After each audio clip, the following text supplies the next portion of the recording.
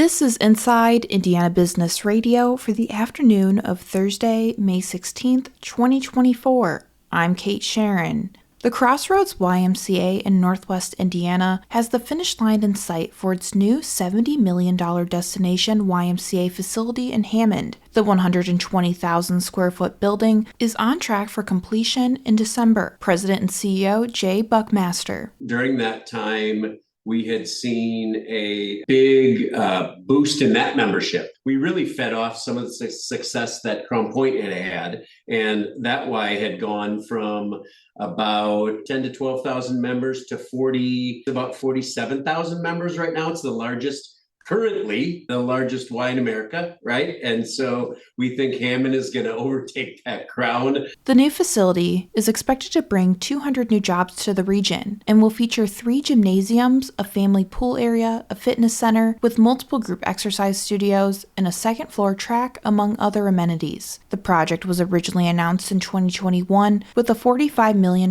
cost and 100,000 square foot blueprint, but Buckmaster said the success of the renovation of the South Lake YMCA in Crown Point led to an increase in scope.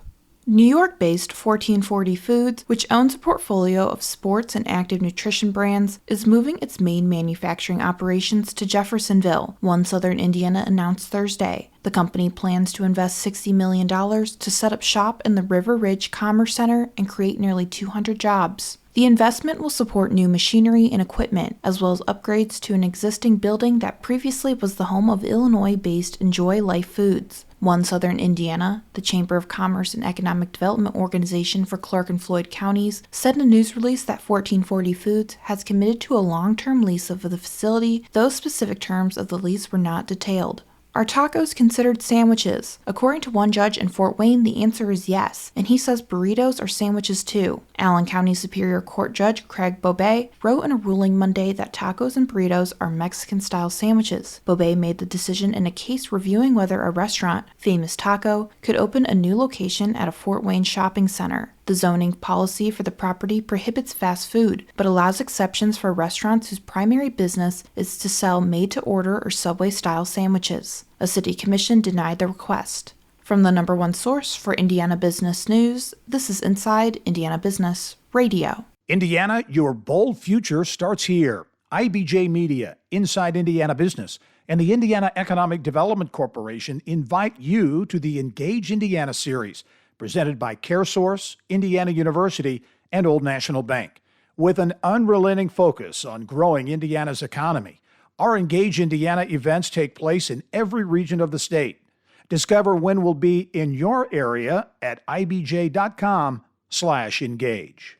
West Lafayette-based Inotiv Incorporated is reporting a fiscal second quarter net loss of $48.1 million, compared to a loss of just under $10 million during the same period last year. The pharmaceutical testing company said Wednesday it has also reached an agreement in principle with the U.S. Department of Justice to resolve an investigation into the company's now shuttered facility in Cumberland, Virginia. In 2022, Inotiv reached a settlement with the DOJ and the U.S. Department of Agriculture following a lawsuit that was filed over an investigation into the Virginia dog breeding facility operated by Inotiv's Indianapolis-based subsidiary, Envigo RMS.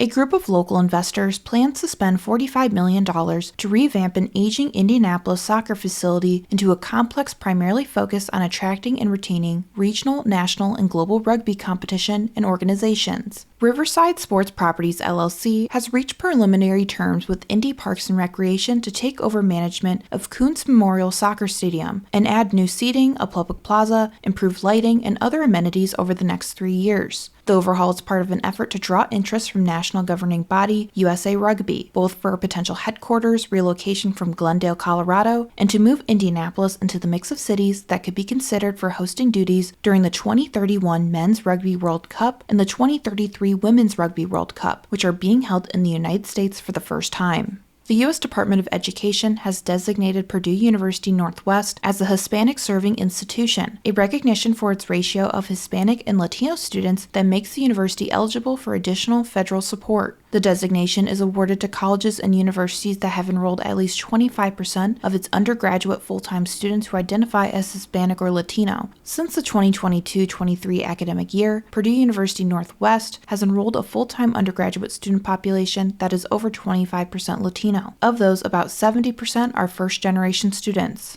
4 Indiana high school students were named to Governor Eric Holcomb's STEM team for their exceptional efforts in their respective subjects and were each given a $1,000 scholarship and Letterman jacket. The 4 students recognized are Grace Choi from Bloomington High School South, Alexandria Yang from Carmel High School, Tolan Shreed from the Signature School in Evansville, and Brady Exo from South Vigo High School in Terre Haute. Each student was recognized specifically for one of the 4 subjects making up STEM. Indiana Secretary of Commerce David Rosenberg is this week's guest on the Business and Beyond podcast with Gary Dick, presented by PNC, a weekly conversation with high-profile Hoosiers in business, sports, entertainment, and beyond. Available now from your favorite podcast provider. I'm Kate Sharon for Inside Indiana Business, Radio on Demand.